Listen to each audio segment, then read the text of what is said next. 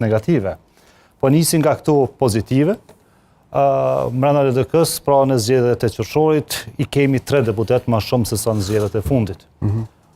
Kemi një farë mënyrë ndalimin e trendit se gjitha partitë politike përjashtë EMAK-s, partitë më të mëdha kanë pas ramje, që LDK-ja nuk ka pas ramje, përkundrazi ka pas një rritje prej 3 deputetëve. Nuk them që është e mjaftueshme, për shkak që po të kishte, po besoj, kishim kohë dhe më shumë edhe angazhim, ndoshta pa kursy i secilit, potenciali ka qenë me shku për mi 20% ose edhe deri në 25%.